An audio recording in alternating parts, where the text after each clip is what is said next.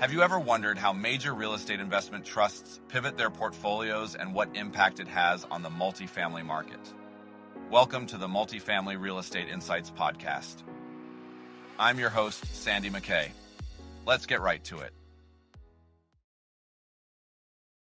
In recent news, Toronto-based RioCan Real Estate Investment Trust made headlines by announcing the sale of its stakes in several rental towers in Ottawa and Calgary. The transactions, amounting to a total of $173 million, are part of a strategic shift in RioCan's portfolio.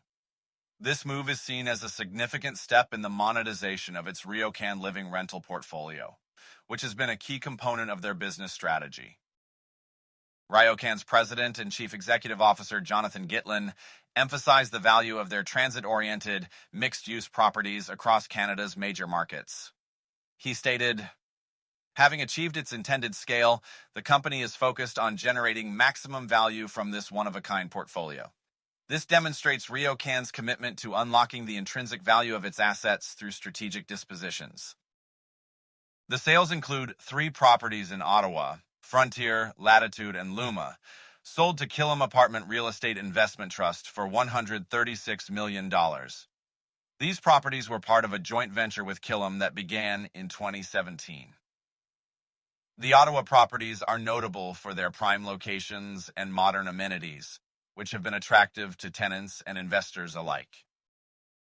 In Calgary, RioCan sold its stake in the Brio mixed-use complex to Boardwalk Real Estate Investment Trust for $37.4 million. This property, located at Brentwood Common NW, highlights the demand for mixed-use developments that combine residential units with retail spaces, enhancing community living. Following these sales, the RioCan living portfolio will consist of 9 income-producing properties and 2 under development, valued at approximately $900 million. RioCan has indicated that further sales are expected, with ongoing negotiations for a property in Toronto.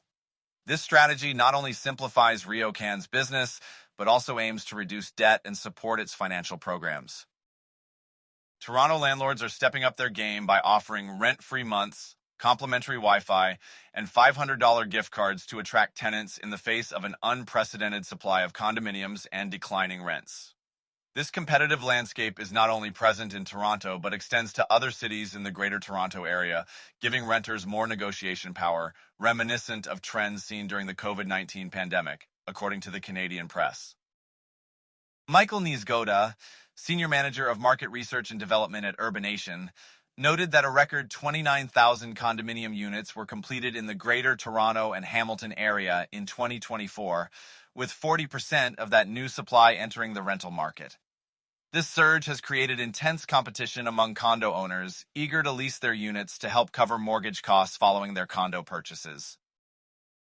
Urbanation's report indicated that there were 6,549 condo units available for lease in the Greater Toronto and Hamilton area at the end of this year's first quarter, marking a 29% increase from a year ago and a 160% rise compared to 2 years ago. Furthermore, 63% of buildings offered incentives to renters, more than double the rate from the previous year. The vacancy rate for purpose-built rentals completed since 2000 in Toronto and Hamilton reached 3.5% in the first quarter of this year, representing the highest level in nearly 4 years. Additionally, condo rents have dropped 10% from their peak in 2023. Niezgoda suggests that the second quarter may see further declines, despite many landlords being resistant to this idea. Jason Mercer, Chief Information Officer at the Toronto Regional Real Estate Board, attributed the surge in rental incentives to the record supply of condominium apartments, drawing parallels to trends observed during the 2008 financial crisis and the COVID-19 pandemic. Mercer highlighted that renters now have increased bargaining power and more options to find properties that meet their needs perfectly. Despite federal measures to stabilize Canada's population growth and address housing shortages, including reducing immigration levels and international student permits, demand for housing remains high. The number of lease transactions recorded by the board has risen as the population continues to grow, keeping the Greater Toronto Area a top destination for newcomers. Recent data from rentals.ca and Urbanation showed that the national average asking rent in April decreased year over year for the seventh consecutive month, with Ontario experiencing the largest decline. Asking rents in the province fell 2.7% to an average of $2,338. Zumper, a rental website, reported that rents for one-bedroom and two-bedroom apartments in Toronto decreased by 8.4% and 10.6%, respectively, compared to the same month the previous year. Crystal Chen, a spokesperson for Zumper, mentioned that many people were priced out of the city when rents surged in 2023. However, reduced demand and broader economic uncertainty have resulted in apartments being rented for significantly less than a year ago. Experts caution that the current tenant-favorable market dynamics might not last long. Sean Hildebrand, president of Urbanation, noted that the construction of purpose-built and condominium apartments has slowed significantly this year, indicating that rental incentives may soon diminish. In today's segment, we'll be diving into the world of real estate investment trusts, or REITs, and exploring 3 Canadian property stocks that provide regular payouts. This information comes from an insightful article by Dimitris Asentio, published on May 30th, 2025. First on the list is RioCan Real Estate Investment Trust. As one of the largest REITs in Canada, RioCan has a diversified portfolio that includes retail, office, and residential properties. The trust's strategy focuses on urban markets, particularly in Ontario, with a significant presence in the Greater Toronto Area.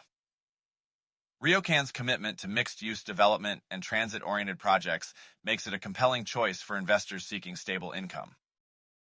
Next, we have Canadian Apartment Properties Real Estate Investment Trust, or CAPREIT. This trust is a leader in the residential rental market, owning and operating a substantial number of multi-residential units across Canada.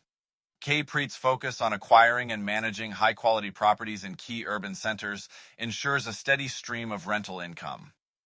Its strategic acquisitions and well-maintained properties make CAPREIT a reliable option for those looking to invest in the multifamily sector. Finally, SmartCentres Real Estate Investment Trust rounds out our list. Known for its focus on retail properties, SmartCentres has been expanding into residential developments through its Smart Living initiative. This move towards mixed-use developments aligns with market trends and enhances the trust's growth potential. With properties in prime locations, SmartCentres offers investors a blend of retail and residential exposure, providing both stability and growth opportunities. These 3 REITs exemplify the diverse opportunities available in the Canadian real estate market. Whether you're interested in retail, residential, or mixed-use developments, these trusts offer regular payouts and the potential for capital appreciation. As always, it's important to conduct your own research and consider your investment goals before diving in. Thank you for listening to the Multifamily Real Estate Insights podcast. I'm your host, Sandy MacKay. See you on the next one.